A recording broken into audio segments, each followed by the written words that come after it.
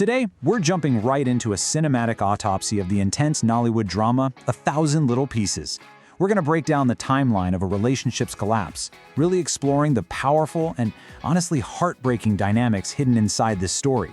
So think about this for a second. What happens when a partner feels like a burden rather than a teammate? It's a super relatable question, right? And it's the hook for everything we're getting into today, because we're diving deep into everyday relationship struggles that have been totally blown up on the big screen. It's a fascinating look at what happens behind closed doors when partnership fades and isolation takes over. For a quick review, this gripping movie acts as a brilliant character study. It tracks the slow, incredibly painful collapse of Daniel and Jessica's marriage. We basically get a front row seat to a relationship that goes from genuine happiness to absolute rock bottom. It's not just one big explosion, you know? It's a timeline driven by shifting roles, unmet needs, and, as you'll see at the end, a completely shocking climax. The weight of resentment. Let's look at exactly how the home stopped feeling like a place of rest. Imagine two completely different realities existing under the exact same roof. For Daniel, he deeply desires respect, but he just feels emasculated, constantly corrected, and basically invisible. But then you look at Jessica's reality. She is desperate for his presence. She's drowning in chores and acting as the sole peacemaker and planner. She feels completely abandoned in her daily efforts, while he feels like a total failure. It's literally a textbook breakdown of mutual misunderstanding. There's this brilliant line in the film that hits the nail on the head. Daniel notes, "Where respect erodes, resentment grows quietly." It just perfectly captures how a lack of appreciation on both sides quietly destroys the foundation of a marriage. It doesn't happen overnight. It's a slow, silent, everyday erosion. Shifting financial dynamics. This is where money steps in. Money becomes this massive wedge between them. Jessica ends up taking over the monthly bills entirely.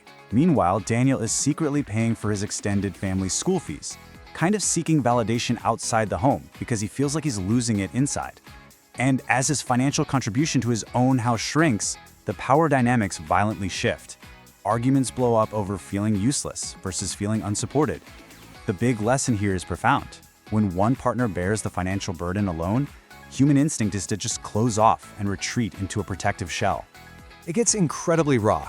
Daniel actually says at one point, "Because you're contributing more to the family, I should now go hang myself." That line alone shows you the intense emotional pain and emasculation he feels as that financial power shifts.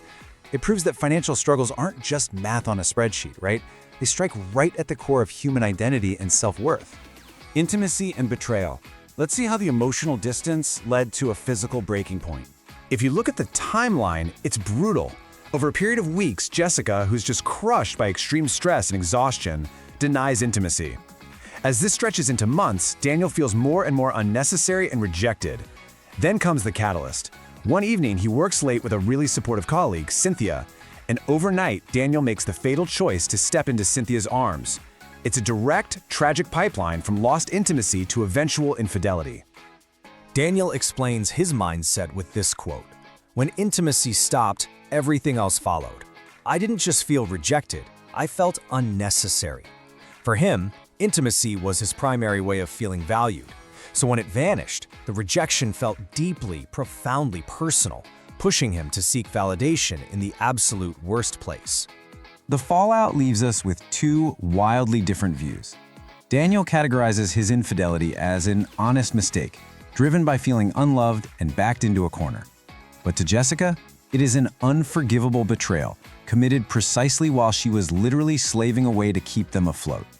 Two completely different realities and two completely different definitions of pain existing simultaneously in the exact same marriage. The courage to leave. Let's dive into the final act. Jessica's mother figure drops this absolutely crucial piece of wisdom. You cannot carry your home on your back alone. When you do that, you do not leave any room to be human. It's so true. Marriage fundamentally requires a balanced partnership.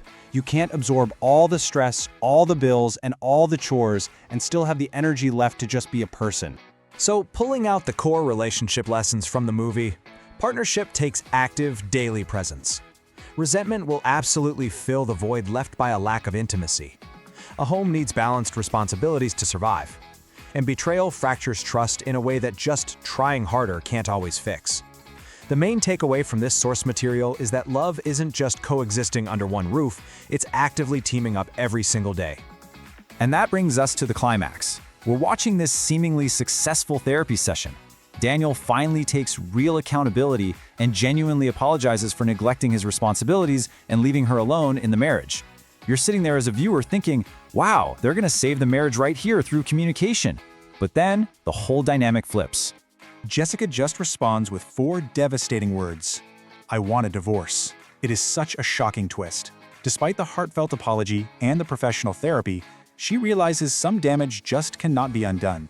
The sheer exhaustion, the crushing financial burden, the emotional abandonment, and the ultimate betrayal broke something fundamental that no amount of counseling could piece back together. Which leaves us with this powerful final thought. When does a relationship reach a point where trying simply cannot fix what is already broken? It's a heavy question the movie doesn't answer easily, but it challenges all of us to reflect on the breaking points in our own lives, our own boundaries, and how we show up for the people we love. Thank you so much for joining me on this explainer. I hope this look at 1,000 little pieces gave you some fascinating insights. Keep